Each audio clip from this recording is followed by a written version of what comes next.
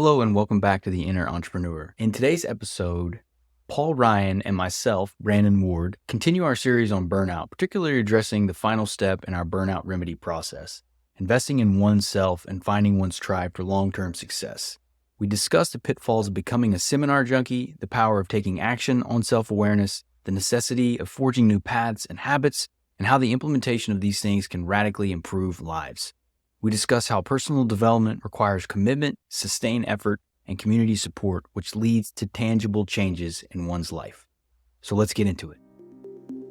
Welcome to The Inner Entrepreneur, a place where soul meets strategy and passion meets profit. Success in business is about more than mastering the external. It's an internal game. Ready to play?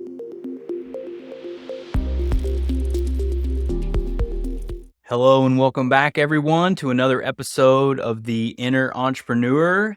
I'm Brandon Ward with my co-host, Paul Ryan. Good How you doing, afternoon, Paul? everyone. How are you? I'm doing well, man. It's Excellent. fall here. You and I which is great. I love this time of year, but you and I have had a bit of space in between our recording sessions, so it feels good to be back in the throw here of recording and creating content. We got the show launched last week, so this is episode 7 now that we're going to be diving into today. We're continuing our series on burnout, and what we're going to be talking about today is the final step in our burnout remedy process to get over burnout as an entrepreneur. So it's the 5th step. We've talked about 4 prior steps up to this point. Really, the whole concept around burnout is creating freedom from burnout. So it's not about relishing in burning out and being miserable. No. It's about gaining freedom from it and how do you basically reclaim your life. Yeah, I think our conversation started off about how you recognize it. Because the thing about burnout or overwhelm, same thing. The thing about it is that people tend to be in it before they recognize they're in it. That was certainly my experience. I don't know if that's been your experience, Brandon, but we tend as humans to find ourselves halfway into a mess, halfway digging a hole before we go, how the hell did I get here? I know I was way down the hole before I was at the end point almost before I realized where I was. So it's about the steps to recognizing what's going on. So you have a checklist to go, oh yeah, this is happening in my life. I may be drifting into an overwhelmed situation here. And then what are the steps that I can take to get out of that? So that's really what we've been talking about. And I suppose what we want to move to today is more about, okay, so you've gone through those steps and you're beginning to feel the relief that, I'm in a better situation. So now how do I make sure that I've created a sustainable change to my life so that I don't just feel good for a while, but that I'm creating consistent new habits. So it's a new way of life I'm into. Love it.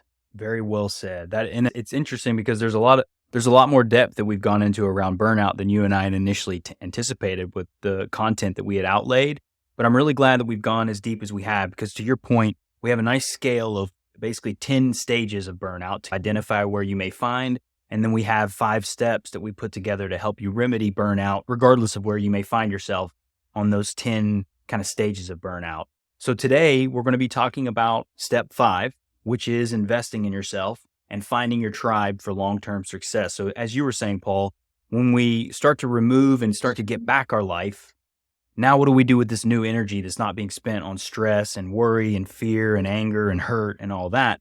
Now we have all this capacity to direct that into something else. And that's what we're going to talk about today. What question for me is more, how do we maintain it? And I have referred probably on a number of occasions to, and I've had many aha moments, but I referred to sitting around the dinner table with friends where I tell a story of shifting, of having spent many years in this overwhelm and burnout, and then this radical shift and change in my life, and telling the story, and my wife jumping in and correcting me and going, you're missing the important part. You're missing the struggle, because I never mentioned that. Because honestly, why did I never mention it? Because I'd forgotten about it. If I'm completely honest, I was in a good place. What's not to love? And she would remind me about that and annoy me a little bit. Why are you mentioning this? Until I realized it's the most important thing. It's the most important thing to learn and to realize that's what's going to happen. So when we talk about investing in yourself and finding your tribe, it's how do you create a maintenance plan? Now, I'm not suggesting that it probably took me from me going through the awareness phase and the decompression and redirecting, getting some control over my life. That happened over maybe a number of months, but then you were and that feels good and that's really exciting, but then you're into the really hard work. And the really hard work then is, how do I create a sustainable plan? Because at the time, I can't remember what age I was. Let's say I was late 30s, 40 years of age. So whatever I'd done to get me where I was had been the habits of a lifetime. So very naive of me or anybody to think that I can go and do a weekend course and I can have an aha moment and my habits will change. That's like a New Year's resolution. And when you make those on New Year's Eve, you damn well mean them. First week in January, faded. So that's the important part, because I know I missed it in different times of my life. And I think when you miss the need for, okay, now I'm into the hard work of this, and am I sticking into the hard work? Because if you're not, you slide back off and you end up back where you were, which is pointless. And that's why the implementation component of all this stuff is powerful, Paul, to your point, right? Like the insight is where it begins. That's why we start with awareness. We wanted to start Yeah. with that scale and start with the step of awareness. But then you've got to take the energy once you become aware of it, decompress some. Now you have new energy that you can redirect into and start to gain control of your life. Yeah. And then to your point, now we're at this stage where if you don't set up new habits, if you don't set yourself into a new direction, the old habits will come back into play regardless of how much insight we have, because insight is temporary. It's the daily habits that we're building from and the actions that we're taking every day that allows us to forge a new path, right? And really, in my mind, when we're thinking about investing in yourself and finding your tribe, that's ultimately the goal, is to forge that new path forward that's aligned with who we are and balanced related to the work that we want to do, and creating a life that we envision for ourselves. Yeah. Tony Robbins often says that change happens in an instant, it happens in a moment.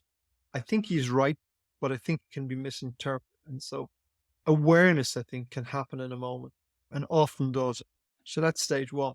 So if I picture myself sitting in that room in London in, I'm going to say 2008, I can't really remember exactly, sitting in that room and having flown to London to do Unleash the Power Within, having done the fire walk, all these things having taken place. And I'm sitting there, but having gone knowing that I was in some sort of a difficult place, but not actually. If you'd asked me what's going on here, what's the problem, Paul, I don't think I could have told you, because I didn't know, but I just knew there was something wasn't right. And so sitting in a dark hole in London, going through the Dickens process after the fire walk, which is the process Tony Robbins takes you through, and going through that, at one moment I had an aha, because I saw, this is the road I could go. This is the road I am going down. I like it. This is the road I could go down. I love this. And that was, boom, penny drops. The penny drops for me. Man, you're on the wrong road, and this is not where you want to go. That's the moment of awareness. And I think that's what Tony Robbins is referring to, because that was instantaneous. So a long time leading up to it, but when the awareness comes, it's boom. Oh my God, now I'm seeing clearly. This is why I feel like shit. This is what, now you're suddenly aware that you need to do something different. That's the change that happened in the moment. So when I stood up from that chair and went back to my hotel room that evening, I was a different man. And so I had it's interesting, because over a weekend, flew on a Thursday night and I came home on a Monday evening. I had gone through a couple of phases. So I had the moment of awareness, which was literally a moment. By the time I was walking back to my hotel room that evening, I was a different man. I was now on the redirect already. I was in a ho. I'm on a new path now. I'd stepped, something had really hit me. I was in a redirect. I also had an element of the decompress, because when you do something like a fire walk and you get into the intensity of a weekend like that with a crowd of people over 4 days, you get into heightened emotional states. You do a lot of visualization and all these sort of things. So there's a lot of, you can very quickly do decompression that you mightn't do by yourself otherwise. So interestingly, by the time I'd got on the plane and flew home from that weekend, I had ticked off almost box 1, 2, and 3. I've become aware of this. I've redirected my life. I've decompressed significantly. And when I came home, that was the big moment of going, I need now to, how does this become sustainable for me? Now, thankfully, the impact of awareness was so massive for me, first thing. And the level of pain I was in was so severe for me that I broke the cord immediately. I knew I was heading down a very hard road, but I didn't give a shit. I was not, I just wasn't going down the road because I'd had the privilege of seeing what I imagined to be the end of the journey. So I wasn't going down the road. So over that weekend, I had a tremendous opportunity. And then when I returned home, when we talk about the getting control of your diary, I then did something that most people maybe won't do. And I came back, and as I arrived back, I immediately went on a short holiday to Paris with my family. So I had a break from going back in the business to really think things through. By the time I got back the following weekend, I had decided that I needed to take control over my life to really sort things out. And I probably did something quite radical, which is I stepped away from my business for maybe, can't remember how long, but at least 6 weeks. Oh, Where I wow. just, where I just kind of called some people together and said, I didn't exactly explain what was going on, but I said, look, I need a downtime. And people understand stress and they understand. Honestly, if I'm being a bit cheeky here, I may have insinuated that I had some health issue, come on, I went, Mhm. because people don't know, I got to get myself out of here. So I may have insinuated that doctor suggested I need some downtime. I can't remember, but I may have insinuated that I needed something like that. I bloody well did need it. So I then took this gap of maybe 6 weeks, and that was my massively change in getting control over my diary. But that gave me time to really plan how I was moving forward. And I think the thing about it is that if someone is listening to this podcast or doing seminars or doing trainings or whatever, there's a tremendous high from doing that. And in those highs, you can go, I'm gonna do this, I'm gonna do that, but it's not sustainable. So I think so you need, and that's why I think this podcast is really important, because now after that period of time, that 6 weeks, now I'm back to work.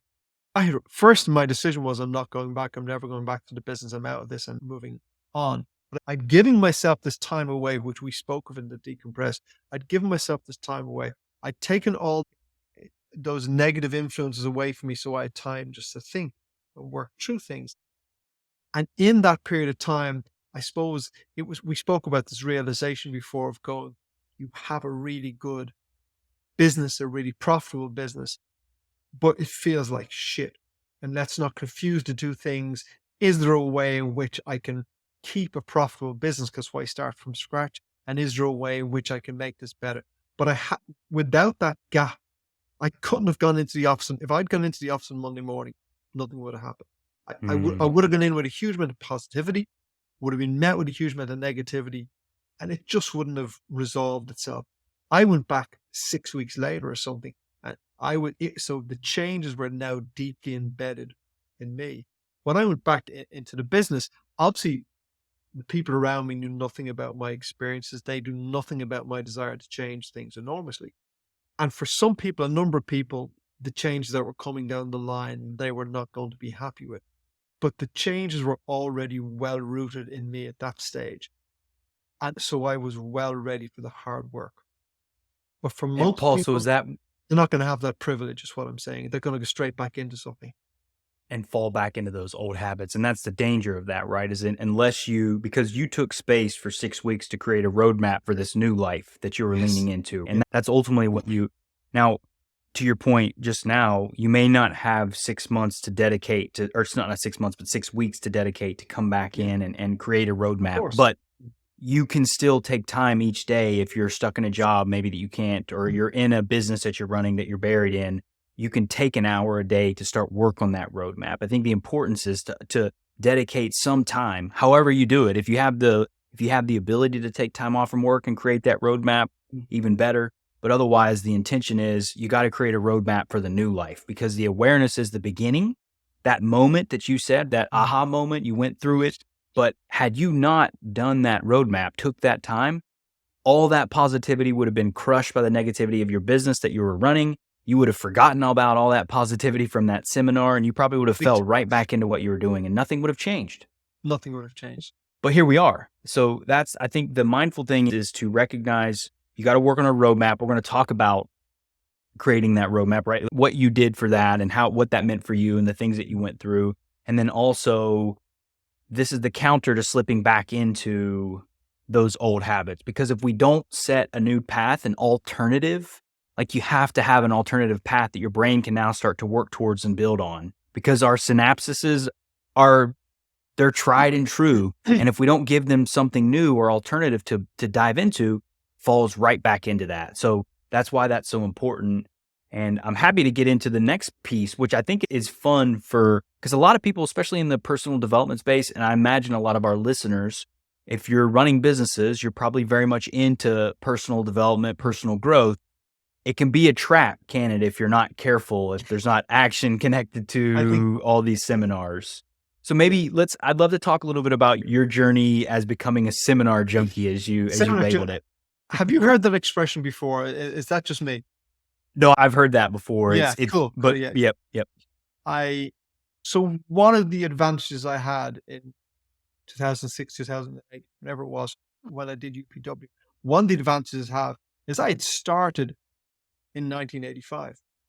So in 1985, I was very privileged that my father, in a very enlightened moment, sent me on a weekend program called the Silva Method of Mind Control. Actually, I know people No listen to this way. podcast. Yeah, do you know? Yeah. I'm aware of the Silva. Yeah. So now called the Silva Method because mind control is Mind not control's a little come on. not as politically correct these days. You can't do that. It's now called the Silva Method. So my father, very enlightened for his time. He's now a remarkable 87-year-old man, but so very enlightened for his time. And he had done it, and he said, "I want my children to do this." I can't remember what it cost, 200 or 300 Irish pounds for the weekend. I was 19 years of age, something. In the 80s, that's a lot of money. Well, I didn't. I don't. Maybe I'd started work. I probably had, but I certainly didn't have that sort of money. So he paid for the three of us to go and do, like myself, my brother, my sister, to do that. And I became a seminar junkie for two reasons. One is I reconnected with meditation that I discovered 2 years ago, and we can go tell the meditation story when we do our meditation episode. But I'd been searching because I'd had an amazing meditation experience when I was still in school, maybe about 17 years of age. And so I'd been searching to find that again. I found it when I did the Silva Method. But also, so this was the 80s in Ireland. And the 80s in Ireland was a very different place. For those listeners, and we've listeners all over the world. So for those who don't know much about Ireland or haven't visited Ireland, it's a bustling, thriving city. Dublin is, and Ireland is now when you come and visit it with a lot of prosperity. But it wasn't in the 80s. It was complete opposite. A lot of my friends would have left school and just gone to London to find work, and gone to Australia, because there was no work. So it was a very different. So there was a gloomy economy and a gloomy sense of what our futures held for us. And I did this weekend. And in this weekend, it was talking about the incredible power of your mind to create your future. These wonderful visualizations where you became very relaxed and you imagined this wonderful world. So that's why I became a junkie, because it was feel good. It felt awesome compared to the world I was experiencing of gloom to some degree. It was wonderful. So I was hooked, and I really did become a junkie. And I went into multiple seminars and I read books and cassettes. Yeah, so go to YouTube or something and Google what's a cassette tape for It might be people a who little, are that might looking. stretch the mind of some of our young listeners out What is a there. cassette? Then you don't even know the CD is. Cassettes were before CDs, but this one What might about be. 8 tracks, Paul? I know you know about 8 tracks too, Yeah. but So I had to buy these cassettes and stick them in a little Walkman and listen to them. But so I did this, and I did it for a period of time. But the seminar junkie thing to me was that I was doing this and loving it, and it was. I'm sure I was framing the man who I've become all these years later. So I'm sure it was formative for me. But what was really important was that for me to look back now was to realize I read all the books, listened to all the tapes, went to multiple different seminars. Because once you get into that, you go, oh, there's a seminar on this, there's a seminar on that. Lots of different really influential people. I learned a huge amount, but my life didn't change enormously. So I was enjoying it, but maybe it was like a recreational drug. It was great on the weekend, but on Monday morning, so on Monday morning, you go back to life as it was. And it took me a number of years to realize that my life's not changing that much. And once I had that realization, and I remember attending a seminar one weekend, and the guy talking, very interesting, except I'm thinking, I'm hearing nothing new. I know everything he's saying I have heard before. I'm learning nothing new because I haven't. The problem is I haven't implemented this. So there's nothing I'm hearing that I haven't heard before. I just haven't gone and done it. So I left that seminar that weekend and decided that I was done with this. I kept books and cassettes, but I was done spending money on seminars and then doing shit about it.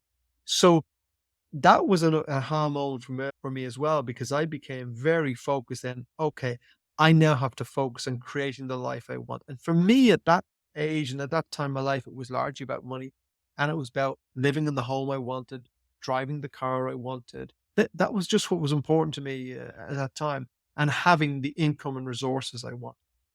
So I pulled away and I did that. And I can't remember for how long, but possibly a decade. I moved out of that world to some degree, and I focused on implementing that in my life. So fast forward then to the weekend I went to London when we spoke about. I was living in the house that I had imagined living in 10 years ago. I was driving the car. I imagined all these wonderful things that happened. So I was now, I remember having a party here. I think it was for my wife's birthday. We had loads of people in the house and we had a band, a live band. I remember walking out on a lovely summer's evening and thinking, I've made it. I'm here. This is just, what's to stress me now? This is just wonderful. I'm here. So that was the sense I had, but I didn't realize at that stage that on one side of my life, I could look at that and I had those things, but I was slowly sliding into burnout because something wasn't working. So when I went and attended Tony Robbins weekend, I think I went with a very focused mind. I knew what the seminar junkie was. I knew I had been in that. And when I got a phone call to go on this, and it was a very short decision, it literally was like 10 days or something before I went away, I went with a very clear picture in mind. I said to myself, I can go into this weekend because I knew something was amiss. I knew I was looking for answers, but I'm going here to learn something, and whatever I learn, I'm going to implement. And that was the big difference. So it's not that seminars aren't really valuable. To me, they are. But what's more important is that you learn. My evolution since, because I still attend a lot of things, is even if something is a whole weekend, my plan on leaving is, can I learn one thing? I'm an obsessive note taker when I go to seminars, but I will take notes, but I will have a separate page, which is the separate page I may leave. So I may have a weekend of notes, but on a separate page, I'll have highlighted 4 or 5 things. These are the things I'm going to do, because I know if I attend one weekend and take action, that's where you have massive impact. That's the trap, isn't it, Paul? You can go to seminars, you can read the books, you can listen to podcasts, you can do all this stuff, and it can trick you into thinking you're getting better. because you're taking in this new information, you're participating in these seminars, you're feeling good about where you are.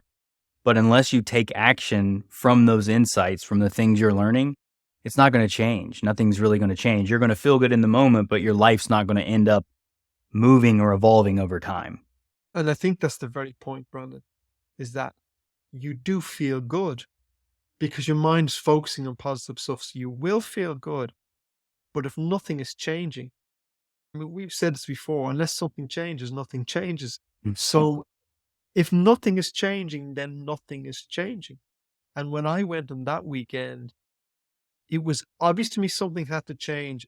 I didn't know what had to change. And that was the awareness. Once I had the aha moment of this needs to change, I knew that if I returned to that making a massive change, everything would remain the same.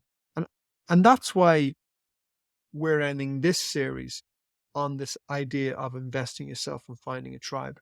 Because if someone connects with this on, I think it was in episode 2, we started this talking about burnout and overwhelm and how you reinvent your life out of that. I think the thing about it is someone may listen to that, to these episodes, and they may recognize themselves in it. They may recognize through the steps of where they are on their stage of being overwhelmed or heading towards burnout, and they may recognize the need to take some of the steps, and they may enjoy listening to it. And they may enjoy positive stories because you've turned your life around, Brandon, and I've turned my life around, and we can both talk about where we were years ago and how we've changed. But that won't happen for listeners unless they take personal responsibility for that and go, great, the guys are telling great stories. I was going to say we're not here to entertain. I hope we're entertaining, but we're not really here because we want to entertain people. We're here because we would love to have influence. I would certainly love for someone to listen to this and go, my God, he's speaking to me. This relates to me. And to realize, but if I want to move forward, if I want to be somewhere different, I have to make massive change. And I think the point about the seminar junkie is the seminar junkie stays with the high. It's a recreational drug. And they stay with the high and they don't get into hard shit. And what you need to do is you need to do the hard work. And it's really when you come out of that, because you're going through the hard slog, as you begin to come out of that, it's then you need to go, okay, but I've observed my tendencies based on the last 20 years, 30 years, 40 years. I've observed my tendencies, my habits, and I now need to create a pattern to change those. You talked about it, and we have this wiring in our brains, and unless you change that wiring in your brain, the only way to change that is repetition. Unless you change that with new habits, you will walk down the old pathways, and then it was unfortunately a waste of time listening to these episodes unless something changes. And the only person who makes anything change is you. That's it. And I think that's the danger of it, Paul, right? The pitfall of the perpetual learning in many ways is it can fool us into thinking that we're doing something with our life, but we're not, because we get those feel good feelings. It really, honestly, referring to it like a recreational drug that's a great way to describe it, because we feel good in the moment. If people have participated out there, listeners, if you've had those moments where you've done some recreational drugs, you're out partying with your friends, you're on top of the world, you come up with all these great ideas, and the Saturday night that you're out with your friend, you wake up the next morning, you feel like dog shit. You don't remember anything you said. Yes, you don't do anything about it, and nothing Yep. changes. But the danger is you get hooked to that Saturday night high, which is the seminar component. You feel good, but you're not doing good in your life. And that's the action component that matters so much. I think sometimes, and this is particularly for me, Paul, when I was younger, I'm still young, but when I was early in this journey, I would often get overwhelmed with where I wanted to be and where I was, because the gap was massive. I've always had this huge vision for my life, but I'm just a guy that grew up in West Virginia, raised by a blue collar family. There was none of that in my family and the culture there, this absurdity kind of vision that I have. That gap between where I was and where I wanted to be was massive. And when I was young, I let that defeat me because I said, oh, wow, look at that mountain. I'm never going to climb that mountain. So I didn't even start climbing. For many years, I just ruminated in my head. I would do things. I wouldn't take action. I would read books. I would listen I would feel good in the moment, but nothing changed. It wasn't until I started taking ruthless action. And I think it doesn't have to be, because you said it, Paul, like the change that we need to make may need to be massive, but it's also a great reminder that we do this bit by bit, day by day. Yes. Just if you can take small, tiny actions, like just as you said, if you can have one idea and then take action from it, that's the beginning. Now you're forging a new path. Now you're setting your brain up that says, okay, wait, here's an alternative. This is actually something else. And you do that a second day and then a third day. You start to forge that new path, don't you? But it's crucial, to your point, that you take action from what you're learning, because if you don't, you get stuck in these loops of doing nothing, and you can literally spend thousands of dollars and years of your life on all this stuff and look back and nothing's changed other than your bank account's less and you got a bunch of books on your shelf and you haven't done much with it. And you look like a fool to your friends who are mocking you, because I got that going. You're wasting all this money. You're a loser. You're a fool. What was the trigger for you then, Brandon? I'm just wondering, because I know you've spoken before about you needing to change your life and move into the road you're on now. So was it a gradual thing for you, or was there a moment of, I have to do something differently, I'm on a different road? I'm just wondering. Yeah, so it was a lot of pursuit of reading and meditating and journaling, but there were moments where I came across a few key frameworks and books and authors. Alice Miller was one, Dr. Margaret Paul was another, where their work was tangible enough in a way that I could take action. I actually had clarity on what action was. And it was really, Paul, the biggest change for me was when I started reparenting myself. I started the inner bonding process. I started to nurture myself in small little ways. Like I started to actually care for myself as if I was a child. And I did that in really tiny ways at first. I started journaling and I started thinking about habits that I always wanted to do, things that I thought about, because I had an office job. So I had a little bit of money. And so I was able to start doing some good stuff that I wanted to do. So that's what it was for me, is realizing that the books weren't going to change it. The meditation wasn't going to change it. It was nurturing myself and learning to be compassionate about who I truly was and learning to accept and embrace all that I was, not fixing what I am. I had been in this fixing loop where I'm reading all these books and, oh, this is what it is. I need to think. It wasn't until I just started simplifying that, started learning to accept who I was, and then stopped overthinking things. And then the growth mindset, Paul, is the next piece to that, realizing that the way we grow is through ruthless action and learning and making mistakes. It's not being perfect. It's not having this ridiculous talent. You get better by doing the thing. And so once that shifted, I realized that people weren't special talents. They've just spent hours and hours on their craft. That's how they've got there. From that point forward, I was like, there's been no holding me back, because I knew if I was willing to put in the time, I could figure it out. That was it. So it was those two things, inner bonding and then the growth mindset, that really just, because growth mindset, Paul, as you know, is all about action, man, and just learning and growing and getting, like, embracing the suck, embracing the mistakes and using them as cues to adjust and iterate. So You said two things there that really struck me. And they seem like opposing things, but I think they're not. You said you had to take ruthless action, which is, and that's what I did too. Was like, I have to do this. You're ruthless. You're doing it. You're getting off your ass. But the other thing you said is you had to develop self-compassion. And ruthlessness and compassion don't seem to go hand in hand. But I think they clearly do, because when you talk about the growth mindset, was really important, because you're not going to do this unless you, in that moment, I had this tremendous vision for my future. And that's what you're talking about. The growth mindset for you is going, I may have come from this blue collar background, as I did, by the way.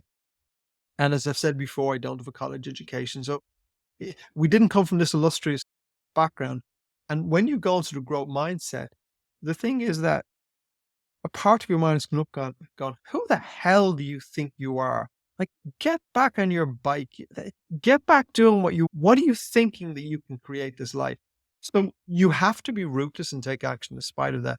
But you have to, I think the compassion for yourself is realizing that when people say to me, we're not perfect, My answer is no, we are, because it's perfect for humans to be imperfect. If there is no perfect human, then that means we're perfect, because perfect is maybe the wrong word. This is our nature.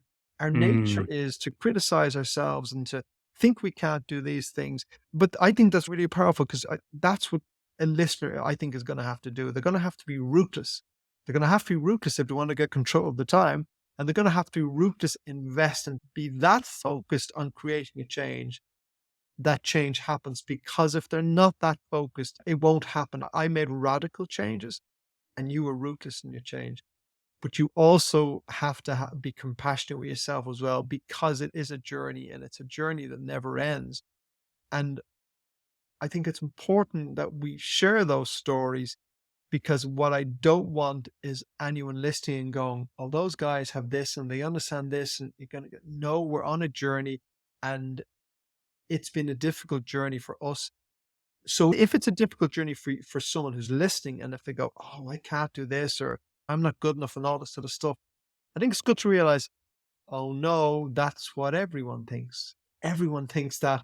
And the question is, am I going to move on in spite, am I going to move on in spite of that?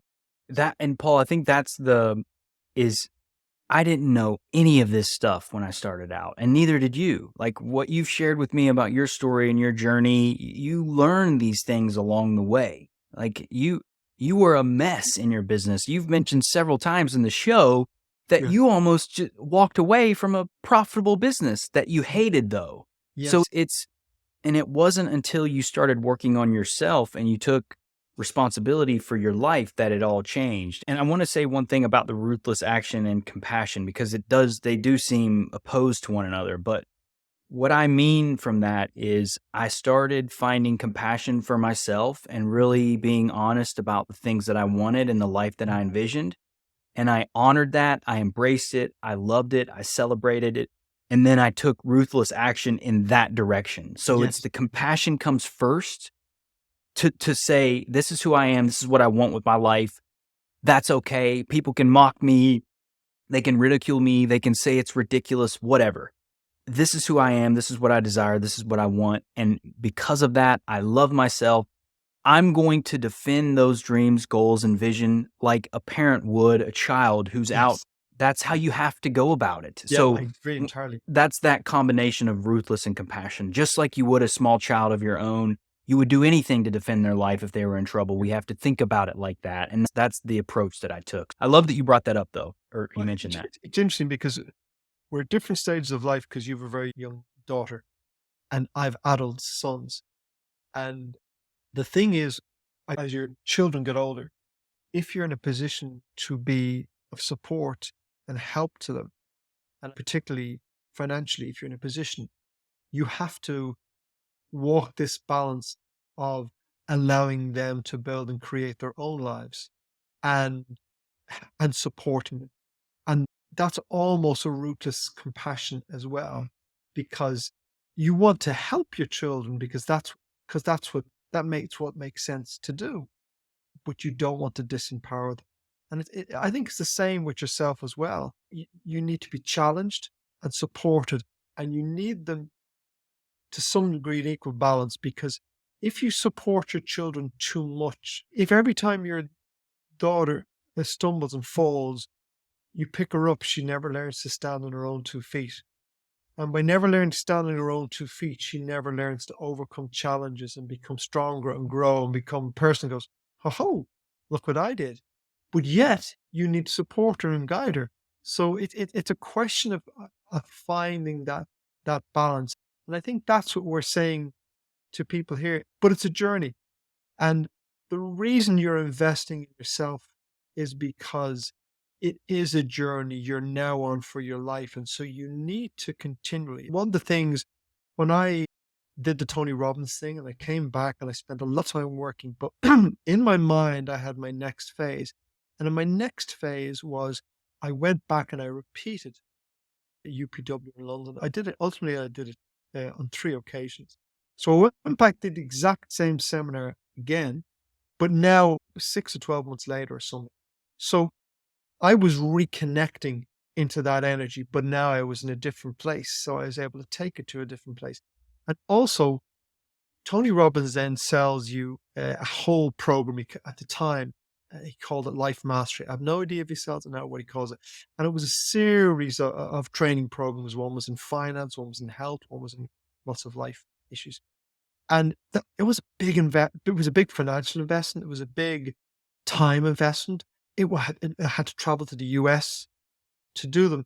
But that was me investing in myself, and that was me laying out a path of going. I know I'm on a difficult road, but by repeating this program and by signing up to all these training courses, I can see the next 2 years ahead. And over the next 2 years, I'm going to be doing at least two of these seminars every year, and I'm going to be traveling to the US, traveling to the UK, and so I was building the muscle. So I'd been to the gym and I'd gotten fit. I was going, okay, now you need to maintain the fitness. So when we talk about the investment in yourself, that's what I specifically did. I was very much aware that I needed to do that. So I signed up so I would have that support. And I knew when I came back, I would be very much buoyed up by the weekend or weeks sometimes if I went to the States or something. And I knew I needed to come back. I needed to give myself adequate time for action, because if I didn't take action, I knew it was wasted. But I was going, it's March. I've just come back. It's great. And I'm looking, September, I'm back over to the US and I'm doing this phase of the program or something. So I was continually feeding myself out over a couple of years to invest in myself, to build myself, more than anything else, to build the momentum and to stay on the treadmill. Mm.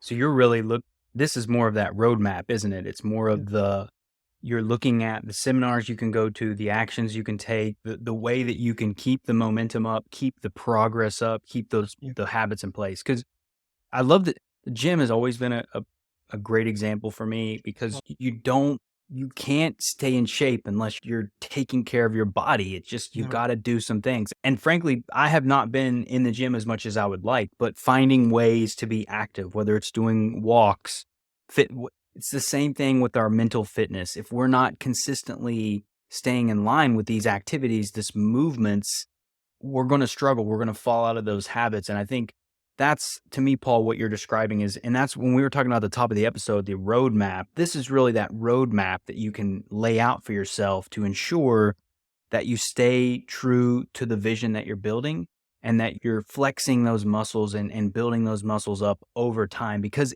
it's not a weekend thing that you do and then you leave and you forget. It's something that you have to incorporate into your life. And as you said earlier too, it takes time. I don't want listeners to feel overwhelmed by what we're sharing, because Paul and I's experience has happened over years, decades, really, of this. So that doesn't mean it's going to take you decades necessarily to build your life to where you want it to be. Ideally, you'll listen to our stories, you'll take action, and you can shorten that time down, because you're not fumbling through the dark like we were in a lot of ways. Like, Well, that's the thing.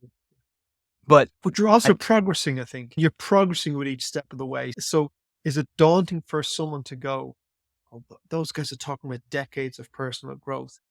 Yeah, but it's a journey, and changed, and we developed and we grew all the way along. So you want to move from where you are. You might move from, if you think of it, on the weekend, I moved from where I was almost in an instant. So in sitting in that chair and having that moment. So as when I left that chair, I had moved to a different place. So I'd made progress. I wasn't to the end of my journey. I'm not to the end of my journey yet, but I had made progress. So I don't want the time frame to sound daunting. You're continually moving in progress, and the goalposts change and where you want to go change. You're continually moving. But I think the gym, it's like you go on a diet. And when you go on a diet, if you have a couple of stones to lose, or kilos, if I'm speaking to US people, but you got to lose some weight. Pounds. Okay. So, so you got to lose the weight. You can probably, in a period of a month or something, have a radical impact on your weight, so much so that you will feel better. Your friends will look at you and go, you look great. What have you done? So you can probably do that in a short period of time. So people can, if they're in a difficult situation, they can have a big impact on that. Particularly, by the way, doing the things we spoke about in the decompress episode.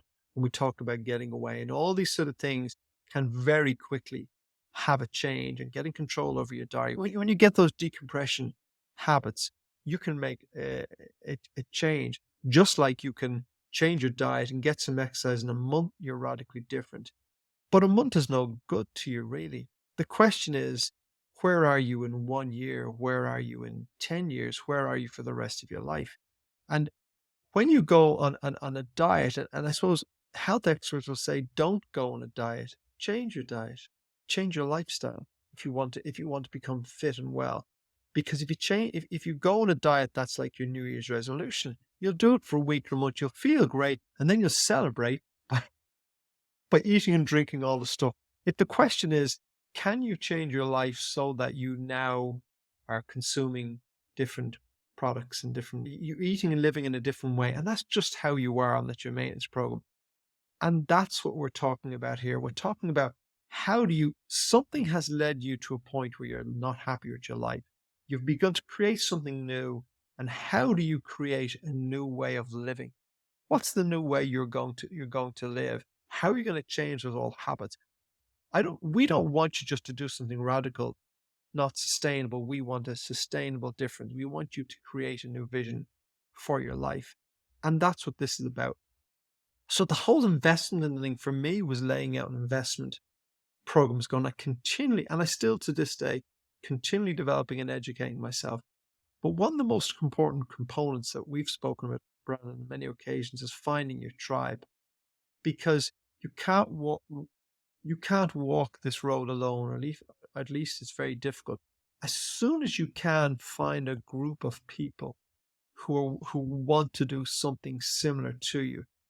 In my life, in the early years, that was really difficult. We didn't have the internet. We didn't have it. It wasn't as widely available as it is now. But now there's so many. I don't know if there's more people interested in personal development now. It's just more easy to connect with those people. And finding that tribe of people who are on the same journey, ideally people who are a little bit further down the road than you, who can guide and help you, mentor you maybe. But finding a tribe, a support network is massive. And I said I started on this journey almost 40 years ago. I still have that tribe. When I say I have a tribe, I have a group of business owners that I meet consistently, like once a month or so, and we gather and we talk about business issues and personal issues, and we support each other. So that's a tribe of people that I continue, and I hear what they're doing with their lives and they're doing with their business, and they inspire me and they mentor me, and I inspire them and I mentor them. But it's a support group. When I'm met with a challenge, I have people to share it with and people who can help me. But also in the whole personal development, still to this day, I have two friends, and every week we meet online and we talk. And I'm meeting with people who will want to have this personal development conversation. And at times they're bringing something and I'm able to help them. And at times I'm bringing something that it can help me. And we've spoken before, but the pod that you and I met on, that still meets once a month, and these 5 wonderful people come along and we talk about what's going on in their life. I have all of these things, and they're all part of my tribe. Even doing this, Brandon, it means you and I get to turn up and talk about the stuff we love, and it puts us in the mindset, it puts us in the zone.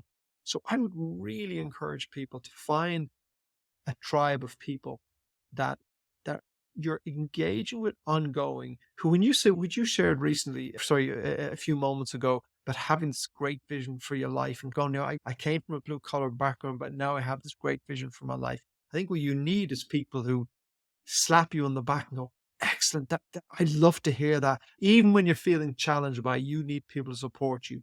What you don't need is people who are going, what are you talking about, Brandon? You're never going to do that. You're a fool, And there was a lot of that, Paul, where I'm from. A lot of that growing up in West Virginia, right? I'm sure you can relate to that in Ireland. It's like the bigger the vision, if you're around, and this is not, I love West Virginia. I'm proud of where I'm from, but there's also a lot of people that are afraid of growth. They want to stay same. They want to stay where they are. They don't want change. Yeah. And a big vision terrifies them. And what they're doing is they're projecting their own fears onto you and saying you can't do that because they don't believe in themselves in a lot of ways. So I think it's important to also realize if you have a large vision and you're coming from a place like that, it might take some time. Some people might have to fall away out of your life who don't support that, because Paul, what you said a second ago, laying out your investment strategy for yourself, you're talking about investing into yourself, not Yes. financial No, investing no, no, necessarily, but you're no. talking about self-investment, which we both agree that's by far the Yes. biggest return on investment you'll get is into yourself.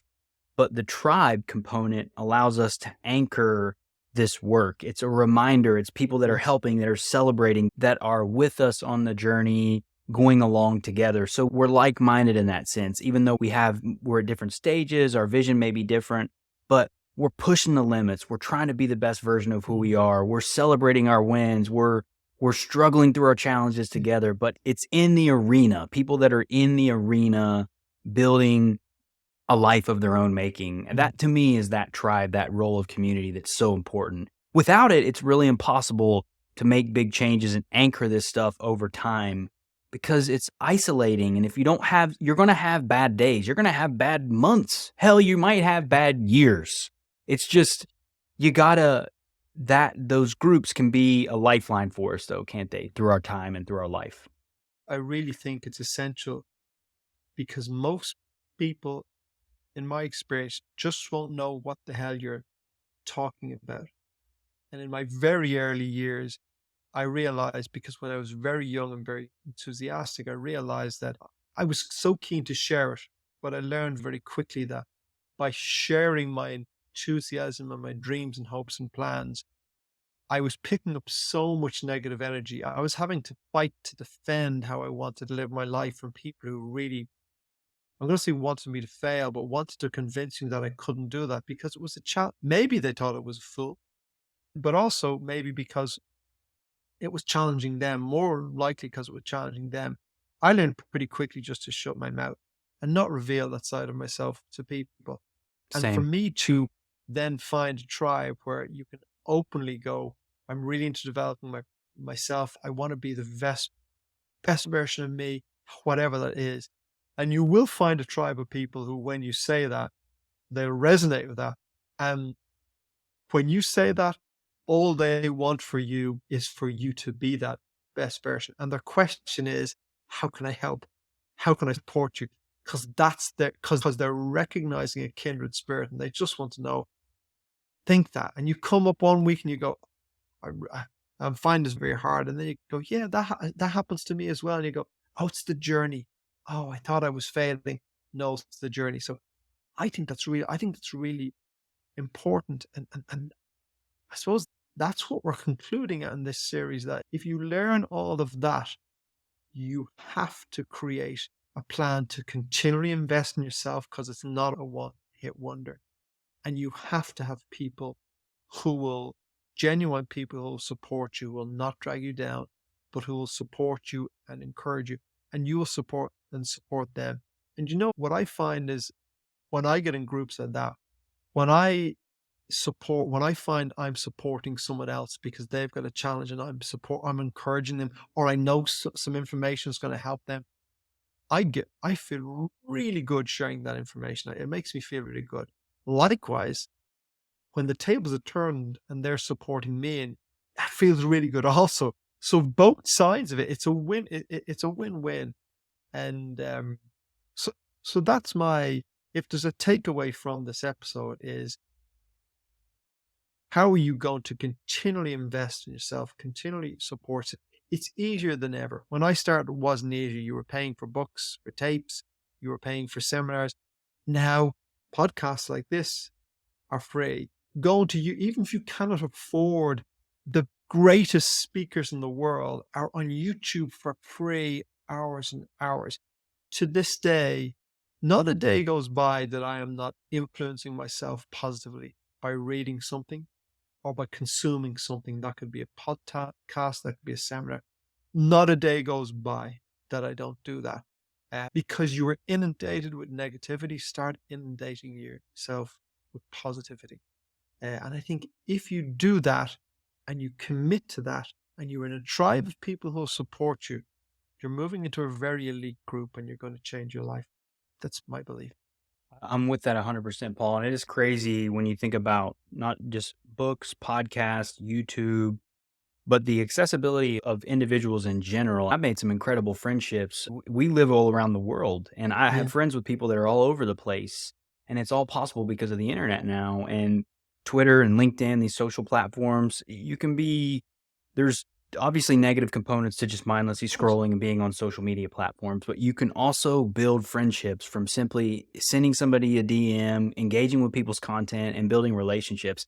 I've built so many relationships with Yeah. individuals before I was doing podcasting or any of that stuff, just reaching out and hopping on calls and meeting people and seeing what they were about, learning about their goals, learning what they were into, and just making connections. You really can find your tribe now, to your point, Paul, in a way that you never could before. And it doesn't have to be this crazy expensive thing to do. It just takes effort. And I think that's the second takeaway I would say is take the time to invest in yourself, as you mentioned, find your tribe, but take action. More importantly of all, none of this means anything if you don't take action and start to make changes in your life. Make small micro changes, make the commitment to do small things each day, because momentum matters more than having a day where you put in 12 hours of crazy work or whatever. Start a journaling practice, start meditating a little bit, just small, simple things. Do one outreach to somebody on social media that you're inspired by a week. It doesn't have to be It's small, yeah. crazy. So I think that's important too, is taking those small steps towards building a better version of your life, getting clear on that, and building your tribe. Isn't that the difference fundamentally between being the seminar junkie and being the person who actually make a difference to their own lives and to other people's lives? That's the difference. It's taking action, to doing something with what you've learned, and it's creating a plan to sustain that long term, because you need both. You need action, but you need consistent action over a long period of time. And that's the secret, and that's the secret sauce. That's it. It's funny because it's not this crazy secret. It really is just It's like not exactly it's getting obvious. into it, and Yeah. but not a lot of people are willing to do that, or they can, but they just don't understand that's the long game. I think playing the Well, marathon we're component. here to remind them. Exactly. That's it. That's why we're here. Paul, so I think that's a great stopping point for today's episode.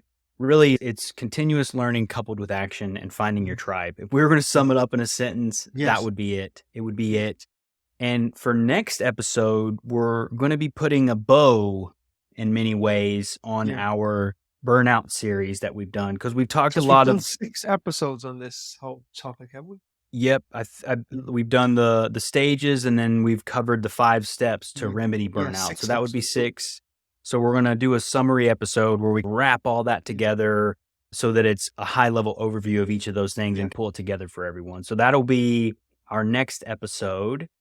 And we really appreciate. So with that though, I'm excited about what we're doing, Paul. The Inner Entrepreneur. We got the name of our show now officially, Finally, right? yes. We got a little brand here that we're We're building. learning in public, so I hope Honestly, that we encourages people. No, exactly. And I think that's why no matter where you are in life, that's important to recognize. Yeah, get out and do it. I mean, get out and do it. That's it. That's it. Paul, I appreciate you. It's been a ton of fun, brother.